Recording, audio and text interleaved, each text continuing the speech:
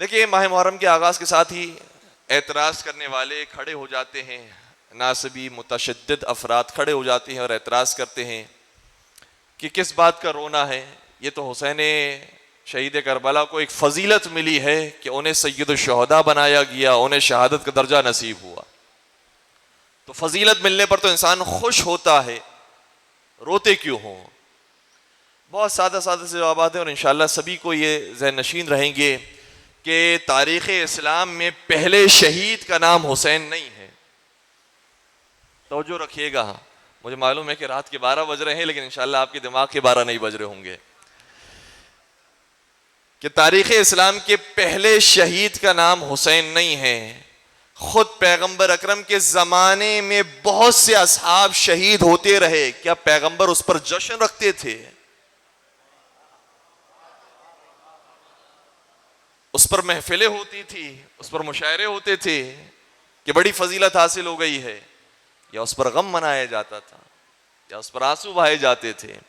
اور ہر شہید پر پیغمبر اکرم نے گریہ کیا ہے، ہر شہید پر پیغمبر اکرم نے افسوس کا اظہار کیا ہے، بالخصوص جو شہیدوں کے سردار اس زمانے کے اندر تھے جناب حمزہ سید الشہداء، ان پر گریہ کرنے والے موجود تھے، خود بھی گریہ کر رہے تھے اور اہل بیت اطہار بھی موجود تھے، لیکن محسوس کیا کہ جیسی بڑی شہادت ہے ویسا گریہ نہیں ہے، اس لیے فرمایا اما عمی حمزہ فلا بوا کی لہو، جو حمزہ کی شہادت پر رونے کا حق بنتا ہے ویسے رونے والے موجود نہیں ہیں۔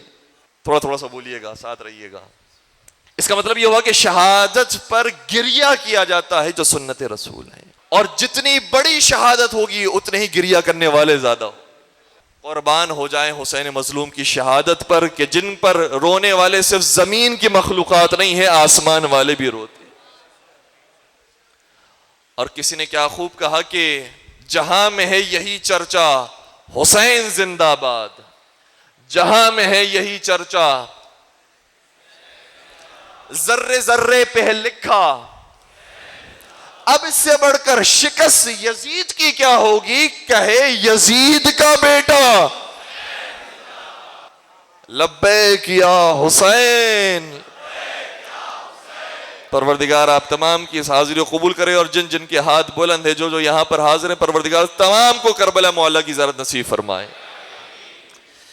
تو یہ بہت اب ناکارہ باتیں ہو گئی ہیں، یہ بہت فضول کی باتیں ہو گئی ہیں کہ یہ تو فضیلت ہے، اس پہ تو مسکرانا چاہیے، خوشی منانی چاہیے۔ کہاں کی انصاف ہے اور کہاں کی انسانیت ہے کہ اس طرح کی باتیں انسان کریں۔ دوسری بات جو کہنے والے ہیں وہ یہ ہے کہ صحیح ہے آپ روتے ہیں، عزاداری کرتے ہیں، لیکن اتنا کیوں عزاداری کے اندر؟ جلوس بھی ہے، مجلس بھی ہے، ماتمداری بھی ہے، علم بھی ہے، تعزیے بھی ہے، تبرکات بھی ہے۔ اب ہمیں جواب دینے کی ضرورت نہیں ہے، لوگ ہمارے عاشور کے جلوس کو دیکھتے رہے ہیں، دیکھتے رہیں گے، ہماری مجلس کو دیکھتے ہیں، دیکھتے رہیں گے، اور یہ ہمارے جلوس ہی ہیں کہ جنہوں نے انہیں مجبور کر دیا ہے کہ یہ 10 کو نہ منا سکیں، نہ منائیں، اب یہ پہلی کو منانا شروع کرتے ہیں۔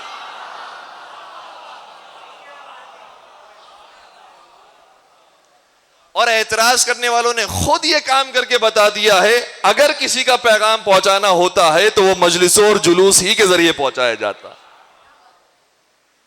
لیکن فرق یہ ہے ان کے پیغام پہنچانے میں اور ہمارے پیغام پہنچانے میں۔ انشاءاللہ ہمارے تمام جتنے بھی مسالک سے کسی بھی مکتب فکر سے تعلق رکھنے والے لوگ موجود ہیں جو حسینی ہیں، وہ یقیناً اس فرش عزا پر آئیں گے اور شریک ہوں گے، اور میں بہت ساروں کے نام لے سکتا ہوں کہ کون کون ایسے ہیں کہ جو امام حسین علیہ السلام کے ذکر کر رہے ہیں، بھرپور طریقے سے کر رہے ہیں، جن کا ہمارے مکتب سے تعلق نہیں ہے۔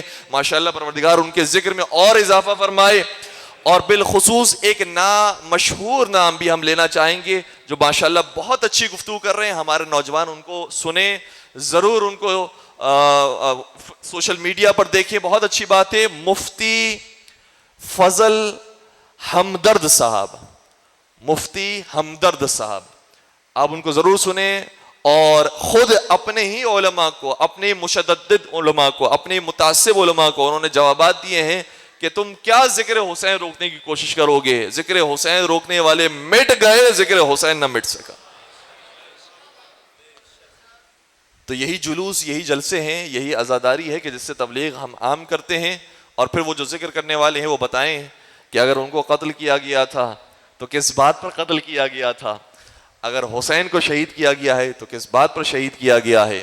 اور پھر اگر ان کو قتل کیا گیا ہے تو کیا ان کے گھر والوں نے کتنے سال تک گریہ کیا ہے اور کتنی صدیوں تک ان کا ماتم ہوا ہے؟ ہم بتاتے ہیں کہ ہمارے حسین کا ماتم اور ہمارے حسین کی مجلسیں کتنے سالوں سے اور کتنے سالوں تک رہی. اس ذکر کو کوئی نہیں روک سکتا. روکنے والے مٹ گئے ہیں لیکن یہ ذکر نہیں مٹا ہے.